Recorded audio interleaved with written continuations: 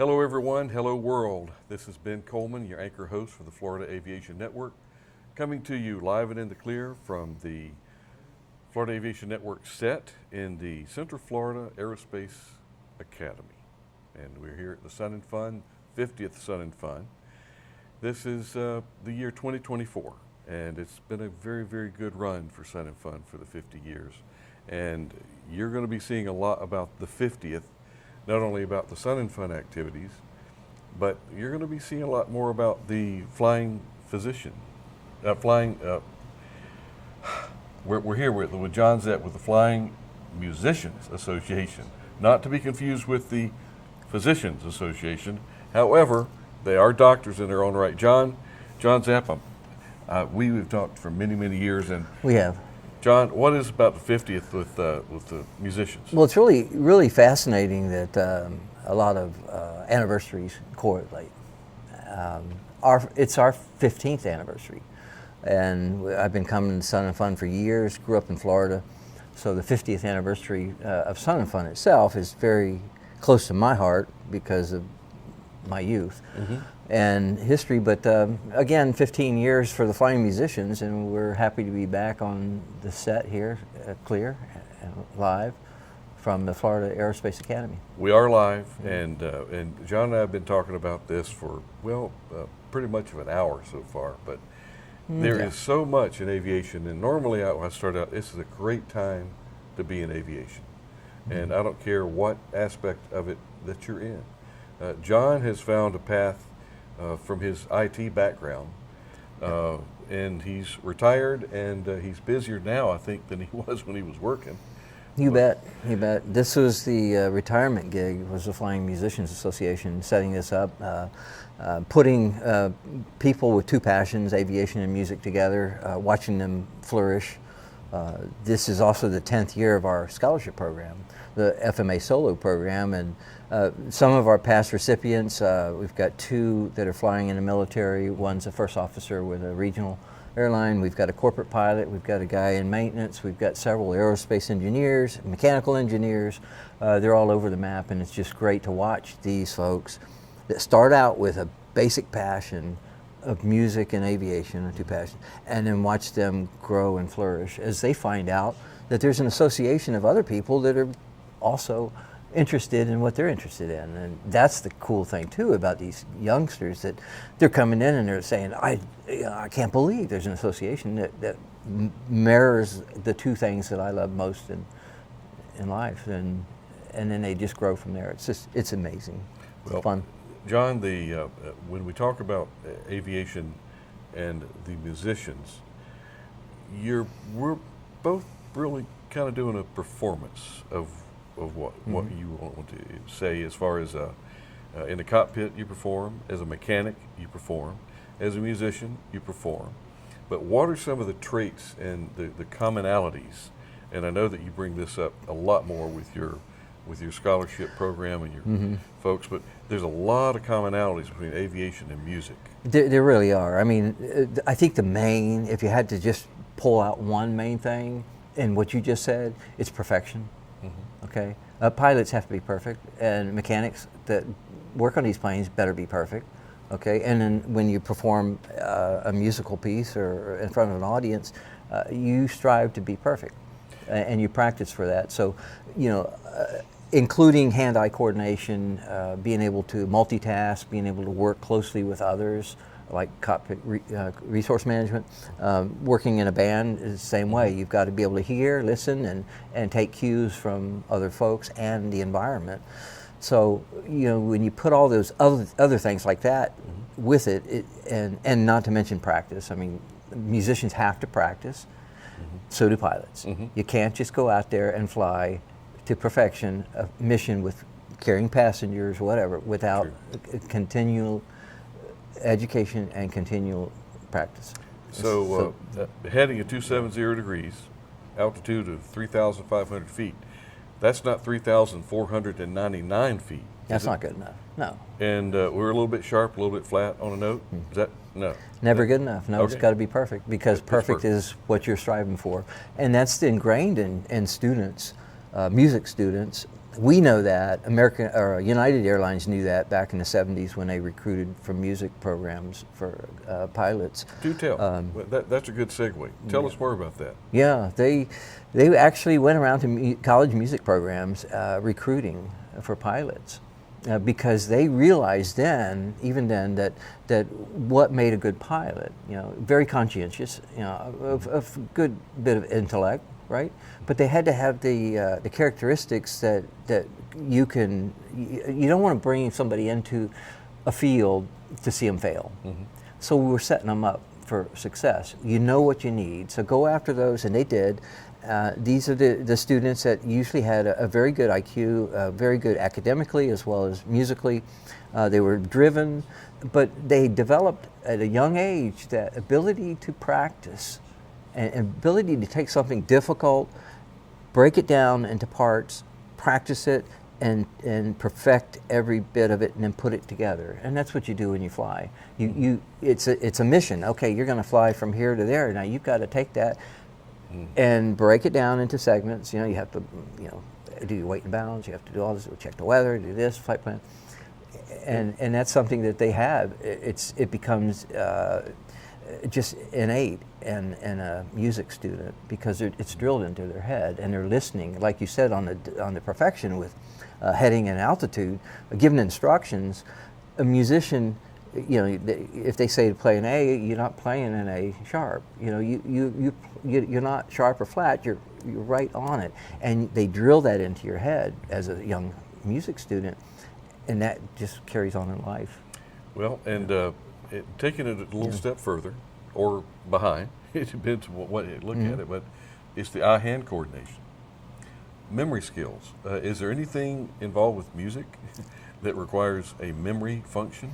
Oh, most definitely. Similar to like flying an aircraft, and there's some memory items that you don't use a checklist for. Yeah. They are memory items. Checklists are very important, but there's two types of musicians. There's those who read music strictly.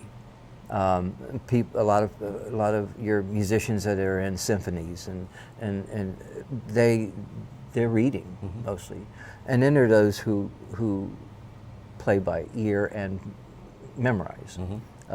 Not that they can't cross over, but there's a huge difference between the two, and those skills, being able to improvise, being able to listen and to memorize things, you learn how to do that, and again, traits that just carry on in life and characteristics that why wouldn't United go after college music students? Sure. One of our students was a high school. Or one of our members was a high school band student that wanted to fly airplanes really, really bad.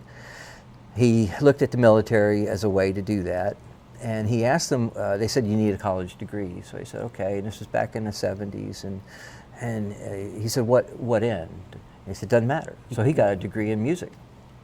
Went on to the military, flying, he was a flight instructor in fighters. Went on to a career, ended his career as a long-haul pilot for FedEx, and played music throughout his whole life career, and still comes to our jams at Air Venture up in Oshkosh and performs with us there. And he met, ironically, in his class at college was Ron McNair, which, as a Floridian, you know who that is, right? He was in the band too. And my member was passionate about wanting to fly. Ron, not so much. Ron was more of the heady, the physics guy. So interesting. John, did I tell you this was live? I just heard that there, and I was thinking, did I drive? No, I ran over here, so I was good. It's not my BMW. But we're gonna roll right through this. And John, there's another term that we use in aviation that I will apply to music, and that's in 135 world, air charter world. When we fly with someone to see if they have really got it, it's in the regulation that they prove and demonstrate they can be the obvious master of the aircraft. What does that sound like? The obvious master of an instrument? It sounds like you need to be ahead of the airplane ahead of the music, and that's what it is. And here's a really interesting. Louise Vickerman is on the board of flying musicians. She's also the principal harpist for the Utah Symphony, and she instructs as well in both. And she was saying she had a music student there, and the music student was reading the music, and this is at a high level. This isn't beginning. And she took a piece of paper and covered up the music where she was at. And the student just stopped. It's like, what do I do, right? Froze. Sound like something familiar you do in an airplane, right? Oh, yeah. And it froze. Well, it said, you're not ahead of the piece. You're playing what you're reading. You need to be reading here and playing here. You need to be ahead of it, just like in the airplane. And so she uses what she learned in aviation training in her music training for others, and it's like there's so many correlations. It's crazy. And our TD Obie Tue, to watch him take an aircraft and do a maneuver, the same maneuver somebody else is going to do, but it's so much more smooth and just almost like effortless. All the maneuvers that he's going through, and somebody do the same exact thing, but it just wasn't as smooth. And again, I'm going back to the musician aspect of it. You can tell who is the obvious master of either the music, got their spirit, their soul into it. When he plugs into an airplane, it's like you remember Avatar, the movie Avatar, when they take their ponytail and plug it into the. It's like becoming one with the music. Definitely a ponytail. One with the machine. That is Obie Tue personified, being one with the machine. But I've heard that. I've never had a chance to actually see Obie fly, and I've heard that he was really good at what he did. And I wouldn't be surprised if he was not a good musician too. Well, he's probably a good musician, but he's a closet musician. He hadn't played anything for me yet, but he probably practices a little bit more than you do. In the closet. On the sax. In the closet. Yeah. That was a slam, John. I resemble that remark. I will pull my saxophone out. I've heard that. Yes. What is your instrument of choice? Right now it's still mostly guitar and vocals, and I still write a little bit, and I haven't picked up the sax. Unlike you, I haven't picked it up in years, but I will. I promise if you get yours out and start practicing, I'll do mine, and we'll do a piece, because we could really use that driving beat of Barry sax. Well, I don't have the Barry. I've got an alto now. Let's see. Not as good for you, but no, hey. no. I used to be a good size with the alto. The alto now, I dwarf the alto. It looks more like a soprano sax. I wasn't going to say anything about that. Okay, but I'll get better. But now, how about strings? Upright bass? Do you have a bass? We do. As a matter of fact, nice that you would ask about that. This whole week, we're going to have a stage set up in Paradise City under the Blue Star tent. You can't miss it. And we'll have a keyboard. We'll have a drum set up. We'll have a bass and a guitar, and some percussion instruments for folks to come over and lay down some tunes. And we'd love for you to bring your sax over and show us what you know.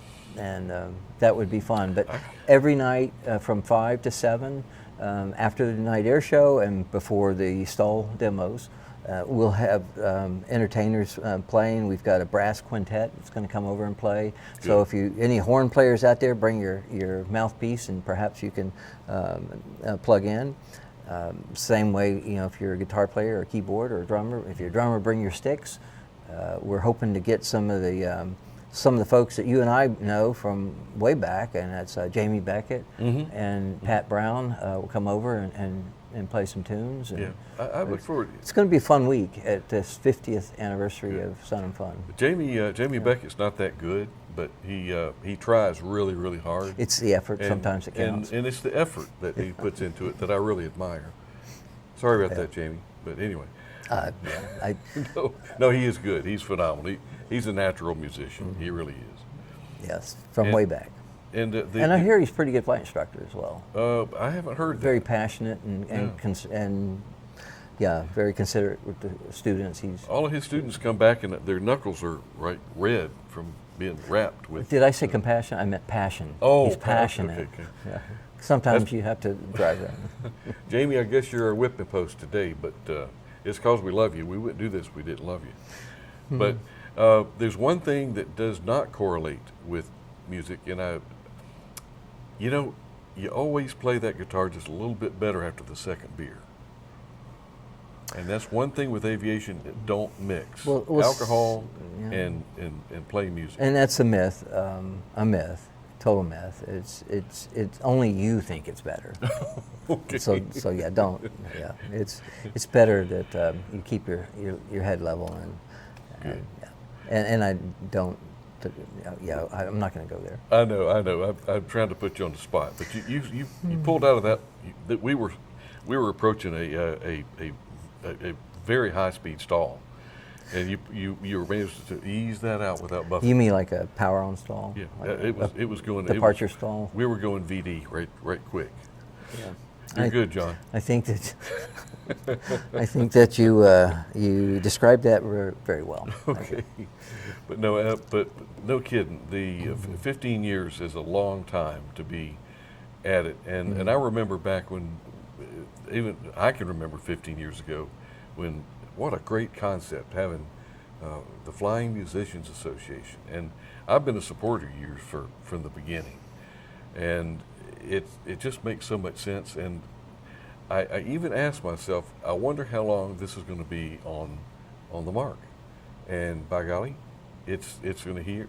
Where are we going next with the Flying Musicians Association? You have plans? What's really fascinating about this? It's now finally it's a flash, it's overnight success type thing. It's now that we've got the time under the wings, we've been able to try a lot of things that didn't work out so well, and found some things that did. And our mentorship program that was just put together this year, we had 67 nominees for our scholarship program. Wow. So this year I said, I've got my hands full. Let's get some help here.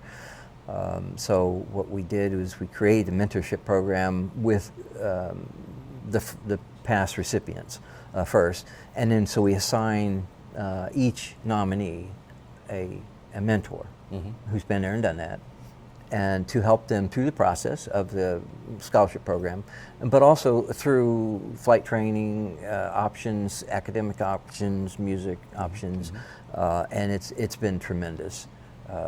It's been a good program, and now we've got other individuals joining the mentorship program.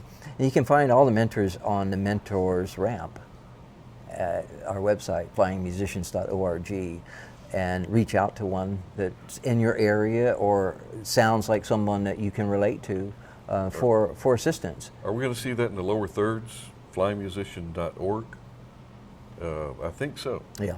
This is a little, I'm getting our post-production folks to Sure. flyingmusicians.org. Flyingmusicians.org, we've had the website up for 15 years, and we're on social media as well. It's pretty easy to find us now because of the proliferation through the internet over the years. The stories, the posts that we make, the stories that have been written in various publications like Flying Magazine, AOP Pilot, EAA. Just so there's a lot. As a matter of fact, all week Aviation has a publication out directed to youth and aviation, and there's an article in there by our current scholarship recipient who is working on soloing in San Jose, California. His name is Justin Duvall. And Justin wrote a very good story about some of his part-time jobs in aviation as he's working his way into the, getting his certificate as well as starting college and such. So wow. It's a very good story. It's a reflection on an 18-year-old, I think is the name. He was a ramp agent, so he got to do the luggage, Wow. he got to marshal the planes, and it's really good. John, what brings your students to you, or your applicants for your scholarship? Where do they come? Just word of mouth, or what's your strongest pull? Well, after 10 years, word of mouth is huge. As you can imagine, the longer you're out, 50 years for FUN, I mean, it's almost a given now. Everybody's heard about it. I can't say that after 10 years, but we get the new, we do a press release and we get it out to the major publications, and they're gracious enough to post it and to reprint it, not only in their printed materials but also in their online materials. And now I think last year, the year before last, AOPA high school curriculum has us mentioned in there as a resource. So that saw us go from like 30 nominees 3-4 years ago to 80 last year and Wow. 67 this year. I mean, so it's now you've got music directors around the country that have heard about this and maybe have nominated a student in the past, so now they're on the lookout for that other unique individual who has two passions, you know, one for music and one for aviation. Well, John, I can honestly say that you can look for us to sing your praises, use us as your instrument, if you will, at the Florida Aviation Network with all of our vast volunteers to get folks to learn more. If you don't know enough at this point about FMA, Flying Musicians Association, then look it up, because a very, very worthy group, and it really is a passion that we both share, and we were going to continue to push this till we can't push it anymore. Well, I can tell you on closing note for me is that the sponsors, those like you, like Obie, the Florida Aviation Network, you know, we've got Sennheiser in the beginning, donated a bunch of resources to us, so did Bose, and they're continuing, Gleim Aviation. Sporties has been a huge sponsor, supporter of you. So when you see, you know, people like scheme designers, you know, two of his kids were, when they were little, they were in our association. They performed it here at Sun and Fun and Oshkosh. So all these people, this week, LSA Mall is sponsored by Llama. They're hosting us there. And Midwest Expo, the Midwest Aviation Expo up in Mount Vernon. Yeah. They sponsored the stage this week. Honda Generators is donating a generator for use this week. So there's a lot of people out there like yourself, and we do appreciate you and appreciate your continued support for us. We'll be there for you, John. Thank you. And it's good that you're our kickoff interview for the 50th anniversary. I'm glad you guys got it together. We are. Thank you. We're slowly working on it. And thank you very much, John Zapp, for the Flying Musicians Association. That will complete our first interview here at the 50th anniversary of Sun and Fun. And we look forward to seeing you out on the flight line and all the different things going on here for the 50th. Take it easy. See you next interview.